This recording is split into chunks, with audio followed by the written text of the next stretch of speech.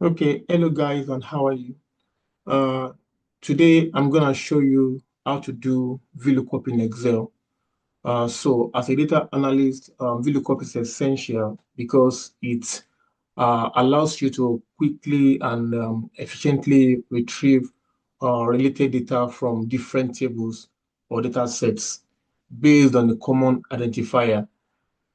So for instance, if you look at the table we have right here, we have the table of vertical IT education uh, that shows the student ID, the student name, the last name, the course title, and the country where where the students are domiciled.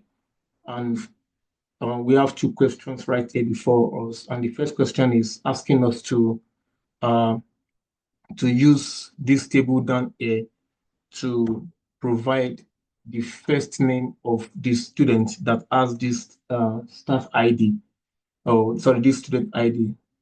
So right now, if you to do look up, the first thing you have to do is to type equal sign, then VLOOKUP. So once you just type VLOOK, you just press the tab key. So once you press the tab key, it opens the bracket. It gives you an open bracket.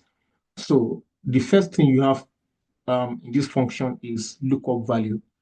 So this can be confusing most times, but today I'm going to tell you what lookup value is.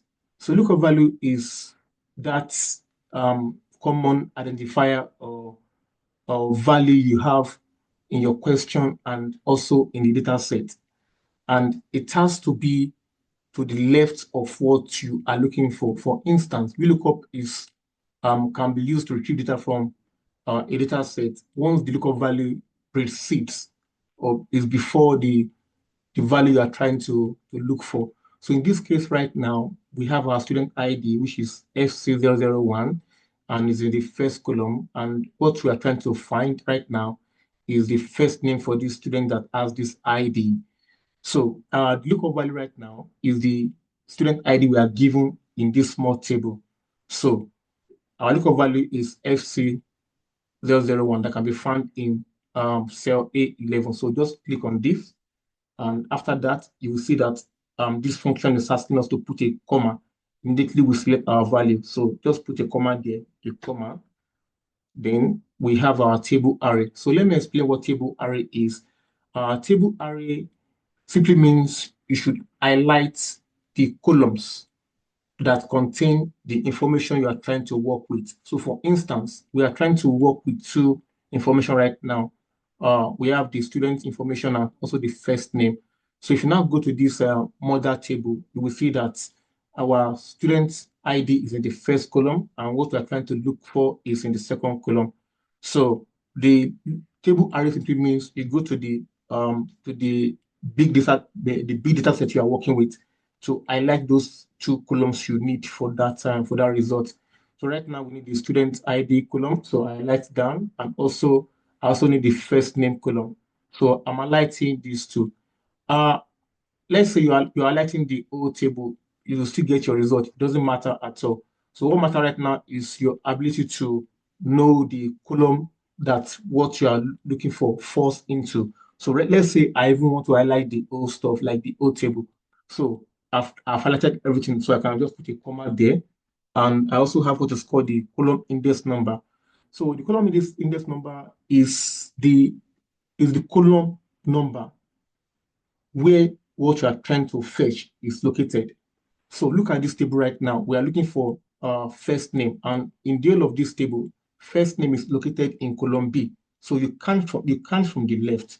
So that's from A, B, C, D, E. So if I count in numbers, so I'm gonna have 1, 2. So right now, our first name is located in column B, which is also in the second column. So that will be 2. 2 will be our column index number.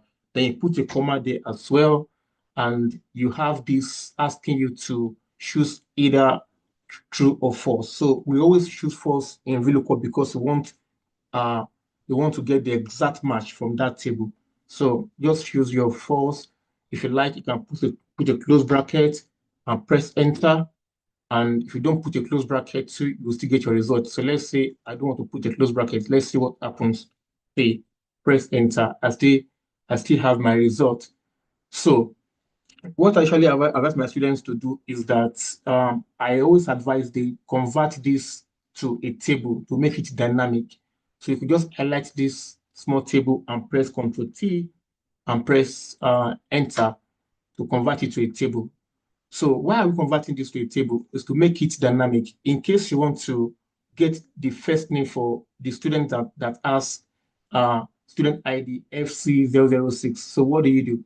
So let's say I just type FC006 here and I press enter. You see what happened right now. It is Ifeoma. So let's say I want to look for the first name of the student that has the student ID number FC, let's say 005 now, and I press enter. You see what happened right now. So we get our result as David. So not that alone, another scenario that we may have under VLOOKUP is if you are given a question in this format. So in this case now, the question 2 is asking us to find the course that is assigned to the student with ID FC003. So let's say we want to put our answer right now. We press equals VLOOKUP. Just type VLOOKUP, probably just press your tab key, and the lookup value right now is what we are given. What we are given is your lookup value. So we are given the student ID FC003. So you could just go to the table and click on that. Then you put a comma sign. Then after that, you have the table array, like I explained the other time. The table array simply means you highlight the columns you need to get this answer. Right now, we need the course column, and also the student ID column. So I can just highlight the course ID column and also to the point where I have my course column. So you put a comma there as well. Then the column index number is which column, where do we have our course among all these columns? So we have it, you start from the left, you count 1, 2, 3, 4. That is 4. So your column index number will be 4 in this case. So you put 4 there, you put a comma, then it's asking you to choose true or false, and want to choose false because you want an exact match. So choose your exact match, put a close bracket if you like. If you don't put it, you're gonna get your answer. So press enter and you get the answer. So I hope you have learned how to do VLOOKUP in Excel. If you like this video, please like the video and also subscribe for subsequent uh, lectures from us. Thank you, and I really appreciate your time for watching. Bye.